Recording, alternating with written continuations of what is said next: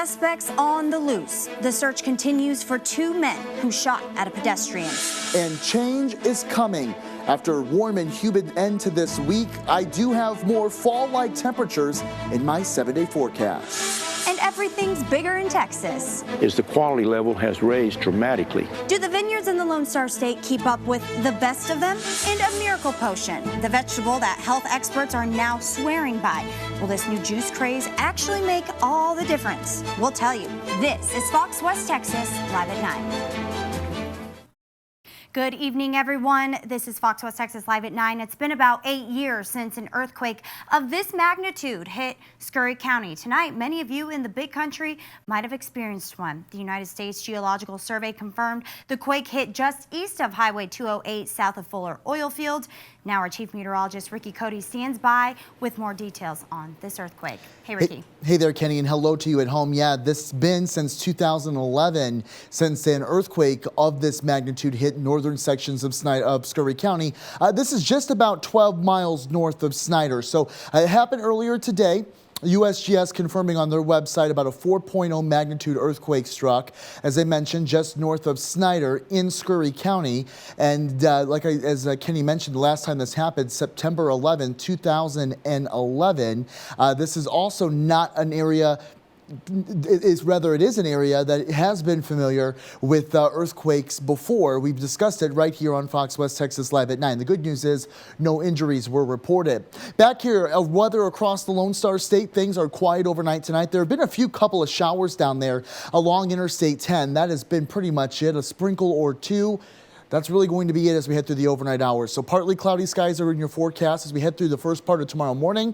I do have more clouds than sunshine. Temperatures dropping down to 74. We're in the upper 80s as we head out towards recess and more sunshine in the afternoon. It will be a warm and a muggy day. But as I mentioned, there are cooler temperatures in the forecast with a real-time cold front. I'll let you know when it's coming into West Texas in just a bit.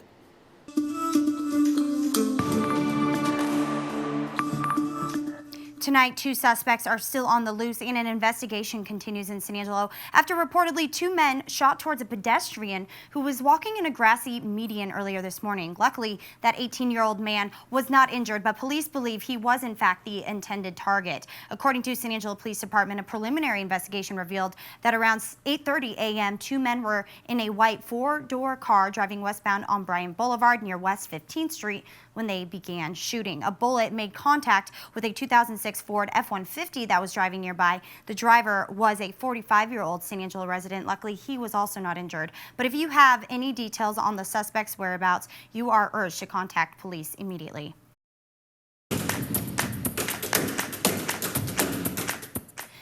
And some news out of Central Texas today. Two children were found dead in a Temple home today. Police say the two kids could be younger than 5 and have been dead for more than a day or two. They were found with a woman who was in a catatonic state along with two other children who were taken into CPS custody. Police have not released her relationship to the children yet.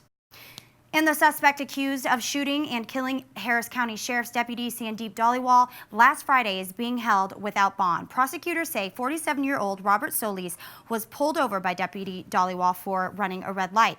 During the traffic stop, Solis shot the deputy in the back of the head as he was going back to his vehicle. They haven't decided whether to seek the death penalty or life in prison for Solis. The suspect was wanted for a parole violation dating back to January of 2017, and he had been convicted of aggravated assault with a deadly weapon and aggravated kidnapping.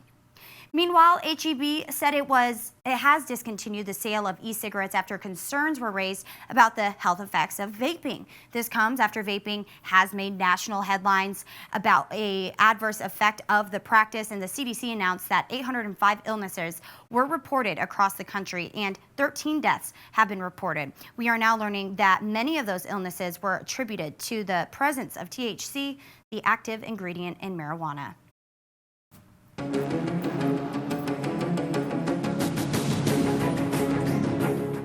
Prosecution and defense left jurors to decide whether Amber Geiger is guilty of murder or simply made a tragic mistake the night she killed Botham Jean. Was it a reckless or intentional act and a crime? I mean, my God, this is crazy.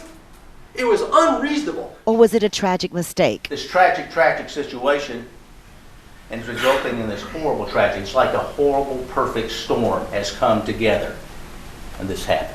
A jury is deciding the fate of former Dallas police officer Amber Geiger. Prosecutors told the jury Botham Jean is dead because she was reckless and made bad decisions. Your home is supposed to be your sanctuary where you feel safe. We can't have intruders busting in, killing homeowners. Prosecutors say Botham Jean was innocently sitting on his couch eating ice cream when Geiger barged in and killed him. They say she had other options and could have backed out of the apartment and called for backup. If you have a couple of different options that you could reasonably do, then killing somebody is not necessary.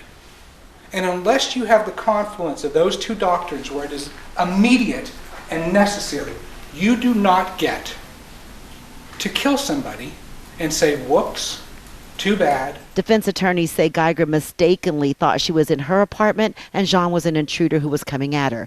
They claim she feared for her life. And it's one of those cases where there are no winners. A wonderful human being has lost his life, but the evidence shows it's just a tragedy, a horrible, horrible tragedy. Defense attorneys also say the jury should not consider the testimony about Geiger and her patrol partner having an affair and sending sexually explicit text messages. You can hate her for sending that text. You can. You can be angry with her. You can hate her, but you can't convict her. Defense attorneys hope the jury will remember Geiger's tearful testimony. Prosecutors held up a picture of Botham Jean saying he couldn't come into the courtroom and plead for their sympathy.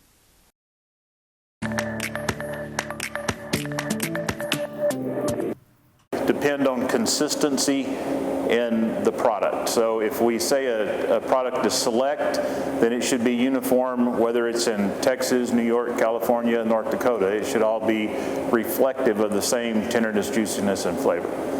A provision in the 2018 Farm Bill is making the standards of grading meat the same across the United States. And West Texas A&M University will be one of 3 regional USDA cattle and carcass grading correlation centers in the U.S. The purpose is to have all graders be educated and trained across the board. The aim for the change is to alleviate selective grading, which will help ensure fair pricing for the producer and consumer, and your taste buds should also notice a difference.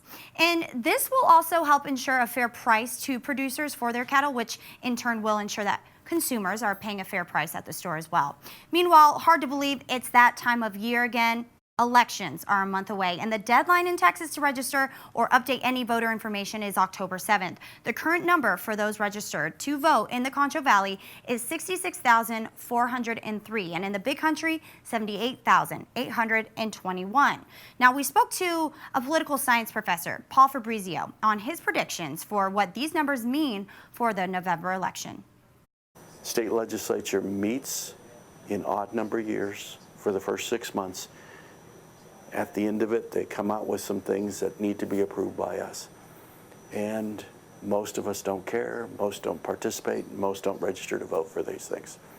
So we'll have a low turnout, maybe 10% of the voters will vote in November.